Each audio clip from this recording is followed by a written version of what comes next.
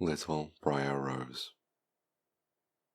A king and a queen, once upon a time, reigned in a country a great way off, where there were in those days fairies. Now, this king and queen had plenty of money, and plenty of fine clothes to wear, plenty of good things to eat and drink, and a coach to ride out in every day. Though they had been married many years, they had no children, and this grieved them very much indeed. But one day, as the queen was walking by the side of the river at the bottom of the garden, she saw a poor little fish that had thrown itself out of the water, and lay gasping and nearly dead on the bank. Then the queen took pity on the little fish and threw it back again into the river. Before it swam away, it lifted its little head out of the water and said, "I know what your wish is, and it shall be fulfilled. In return for your kindness to me, you will soon have a daughter." What the little fish had foretold soon came to pass, and the little queen had a little girl, so very beautiful that the king could not cease but to look upon it for joy, and said how he would hold a great feast and make merry and show the child to all of the land. So he asked his kinsmen, nobles, and friends, and neighbours. But the queen said, "I will have the fairies also, that they may be kind and good to our little daughter." Now, there were 13 fairies in the kingdom, but as the king and queen had only 12 golden dishes for them to eat out of, they were forced to leave one of the fairies without asking her. So the 12 fairies came, each with a high red cap on her head, and red shoes with high heels on her feet, and a long white wand in her hand. And after the feast was over, they gathered round in a ring and gave all their best gifts to the little princess. One gave her goodness, another beauty, another riches, and so on, until she had all that was good in the world. Just as the 11th had done blessing her, a great noise was heard in the courtyard, and words brought that the 13th fairy had come, with a black hat on her head, and black shoes on her feet, and a broomstick in her hand, and presently up she came into the dining hall. Now, as she had not been asked to feast, she was very angry, and scolded the king and queen very much, and set to work to take her revenge. So she cried out, "The king's daughter shall, in her 15th year, be wounded by a spindle and fall down dead." Then the 12th of the friendly fairies, who had not yet given her gift, came forward and said that the evil wish must be fulfilled, but that she could soften its mischief. So her gift was that the king's daughter, when the spindle wounded her, would not really die, but should only fall asleep for 100 years. However, the king hoped still to save his dear child altogether from the threatened evil, so he ordered that all the spindles in the kingdom should be brought up and burnt.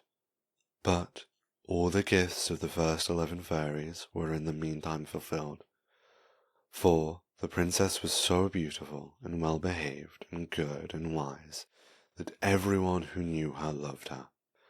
It happened then, on the very day she turned 15 years old, the king and queen were not at home, and she was left in the palace. So she roved about by herself, and looked at all the rooms in the chambers, till at last she came to a tower, to which there was a narrow staircase ending with a little door. In the door there was a golden key, and when she turned it, the door sprang open, and there sat an old lady spinning away very busily. "Why, how now, good mother?" said the princess. "What are you doing there?"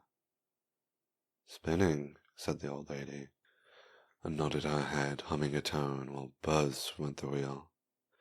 "How prettily that little thing turns around," said the princess, and took the spindle and began to try and spin, but scarcely had she touched it before the fairy's prophecy had been fulfilled. The spindle wounded her, and she fell down lifeless on the ground. However, she was not dead, but had only fallen into a deep slumber, and the king and the queen, who had just come home, and all their court, fell asleep too. And the horses fell asleep in the stables, and the dogs in the court, the pigeons on the housetop, and the very flies that slept upon the walls.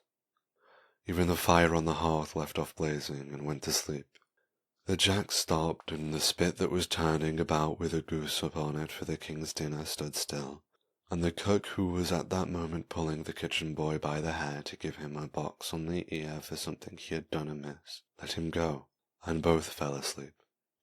The butler, who was slyly tasting the ale, fell asleep with a jug at his lips, and thus everything stood still and slept soundly.